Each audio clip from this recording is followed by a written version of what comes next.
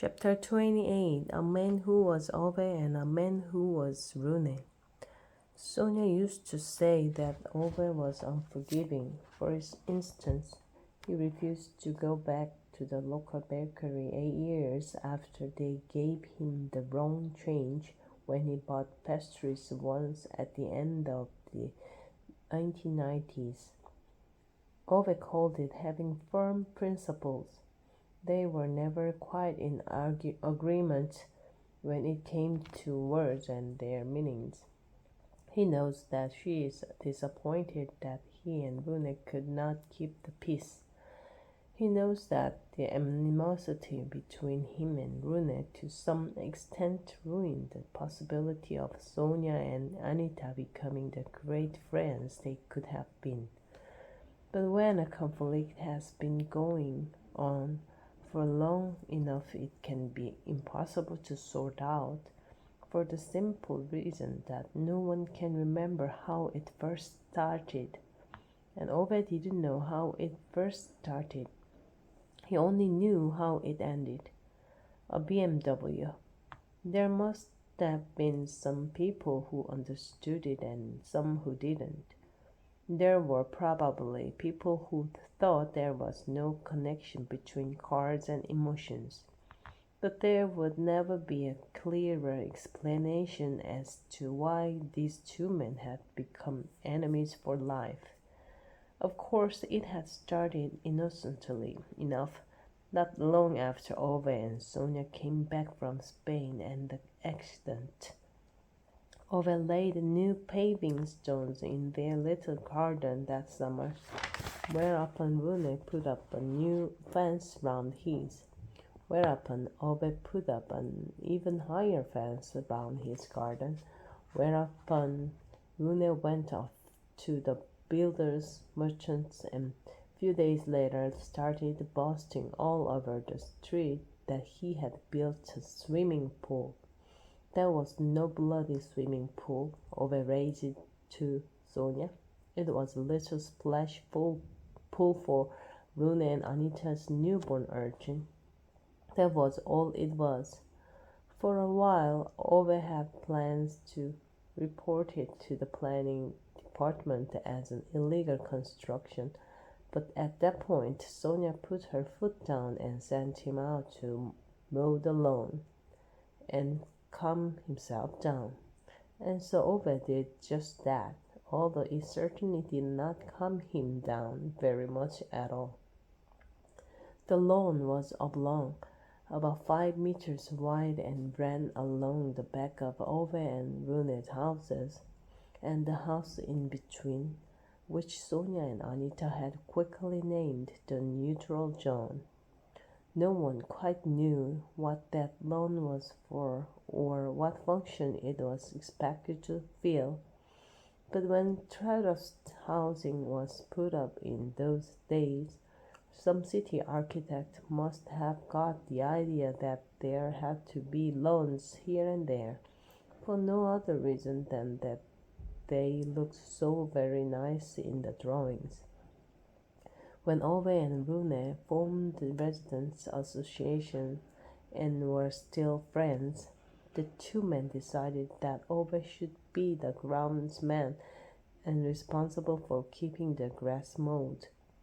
It had always been Ove before.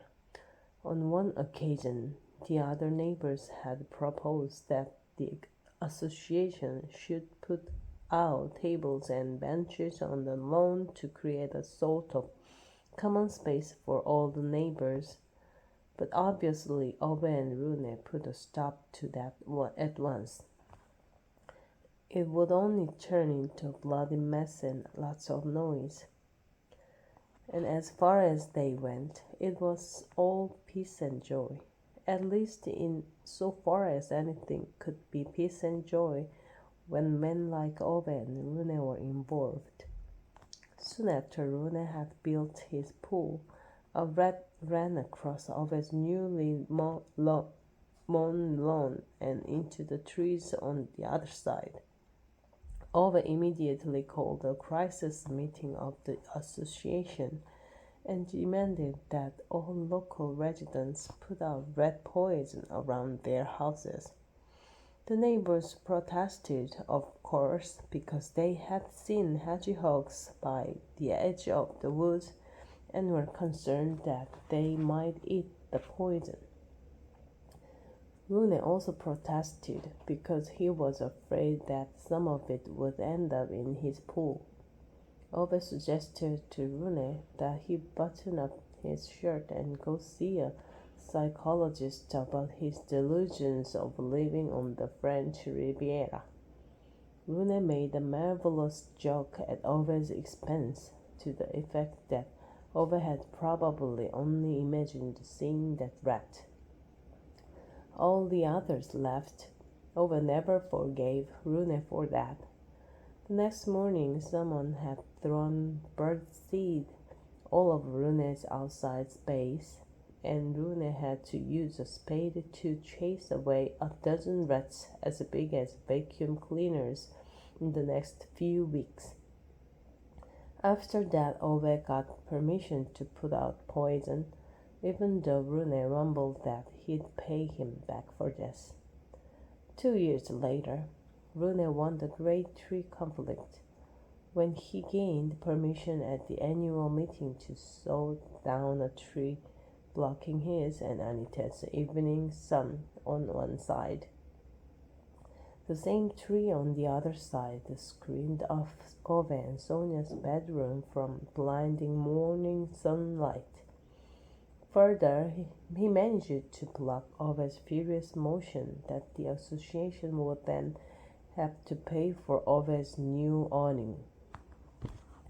However, Ove got his revenge during the snow clearance skirmish of the following winter, in which Rune wanted to anoint himself chief of snow shoveling, and at the same time lumber the residents' association with the purchase of gigantic snow slinger.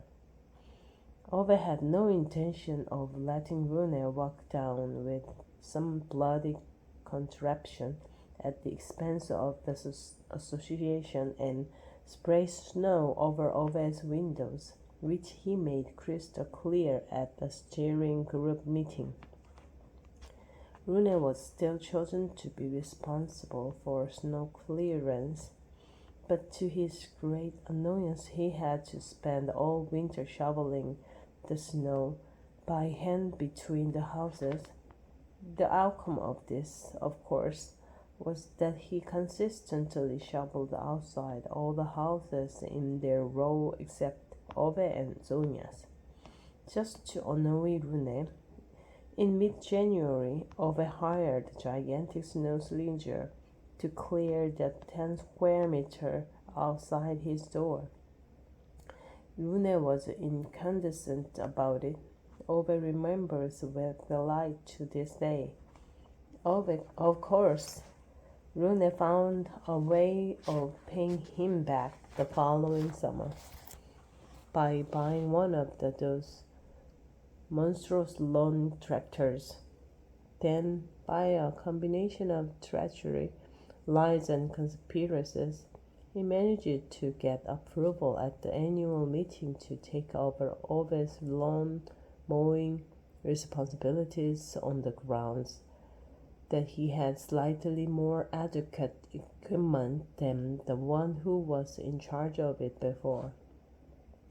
As a partial restitution, Ove managed some 4 years later to stop Rune's plans of putting in new windows in his house, because after 33 letters and a dozen angry telephone calls, the planning department gave up and accepted Ove's argument that this would ruin the harmonized architectural character of the area. In the following 3 years, Rune refused to speak of Ove as anything but that bloody red tapist. Ove took it as a compliment, and the next year he changed his own windows. When the next winter set in, the steering group decided that the area needed a new collective heating system. Quite coincidentally, of course, Rune and Ove happened to have diametrically different views on what sort of heating system was required, which was jokingly referred to by the other neighbors as the battle of the water pump. It grew into an internal struggle between the two men, and so it continued. But as Sonia used to say, there were also some other moments. There weren't many of them, but women like Sonia and Anita knew how to make the most of them, because there hadn't always been burning conflict. One summer in the 1980s, for instance, Ove had bought a Saab 9000 and Rune a Volvo 760, and they were so pleased with this that they kept the peace for several weeks. Sonia and Anita even managed to get all four of them together for dinner on a few occasions. Rune and Anita's son, who'd had time to turn into a teenager by this stage, with all the divinely sanctioned charmless and impoliteness this entailed, sat at one end of the table like an irritable accessory. The boy was born angry, Sonia used to say with sadness in her voice, but Ove and Rune managed to get along so well that they even had a little whiskey together at the end of the evening.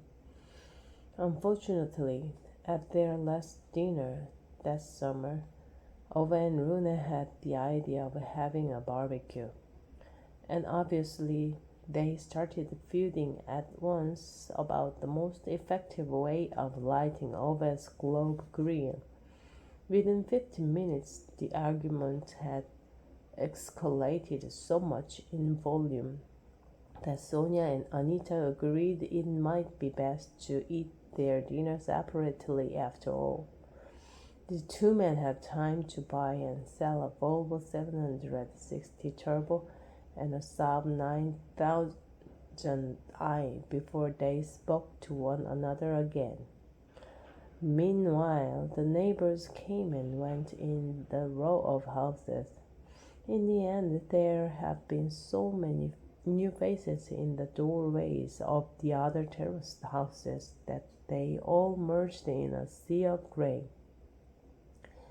Where before there had been forest, there were only construction cranes.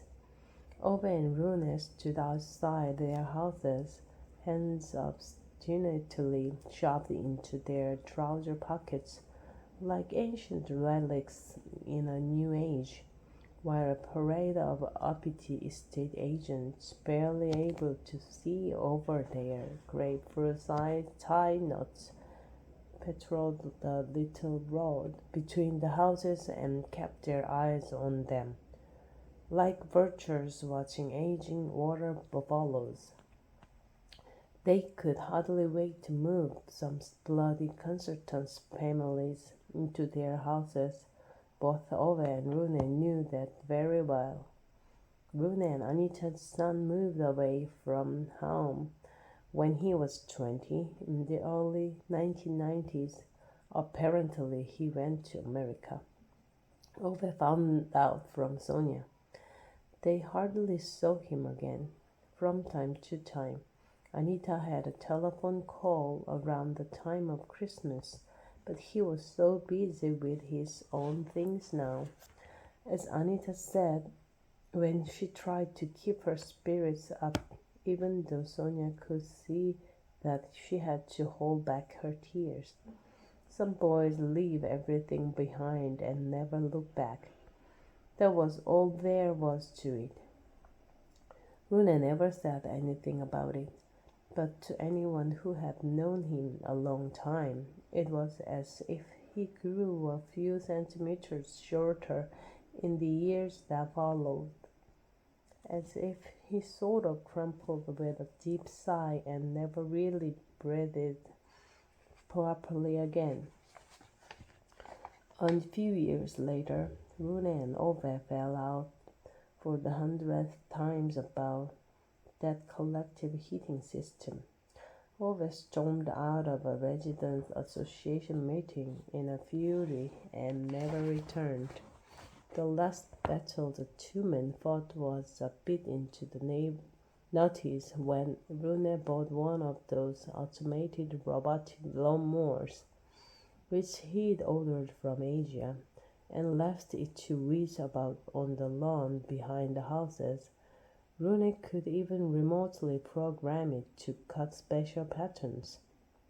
Sonia said in an impressed tone of voice one evening when she came home from visiting Anita. Ove soon twigged that this special pattern was the habit of that robotic little shit to consistently rumble back and forth all night outside Ove and Sonia's bedroom window.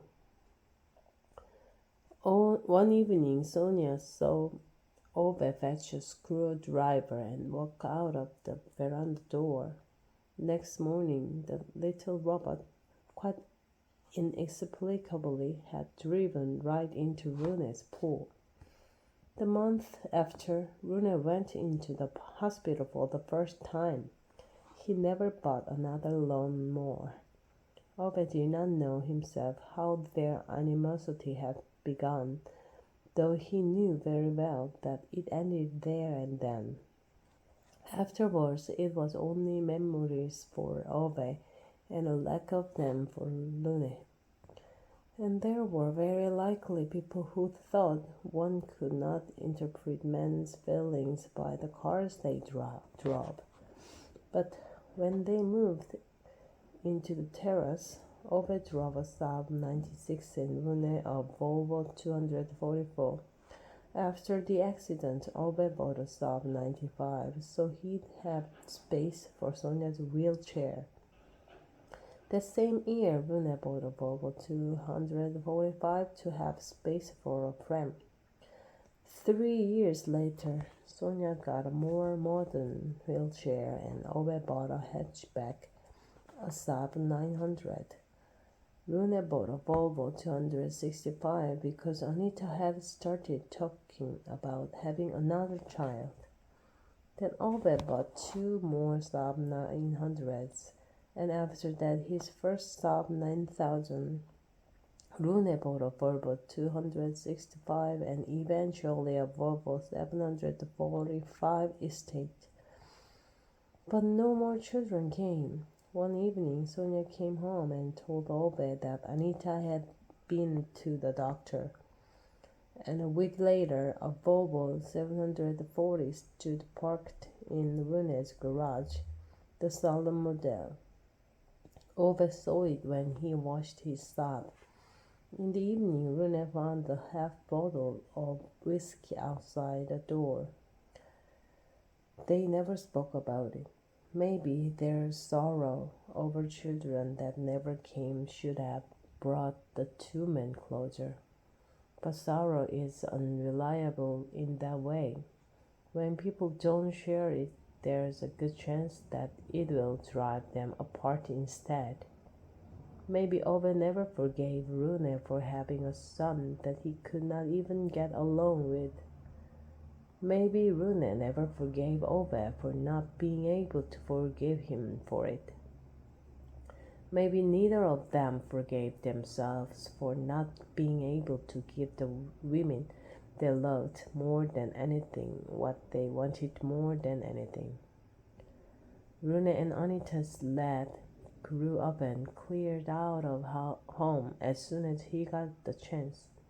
And Rune went and bought a sporty BMW, one of those cars that only has space for 2 people and a handbag. Because now it was only him and Anita, as he told Sonia when they met in the parking area.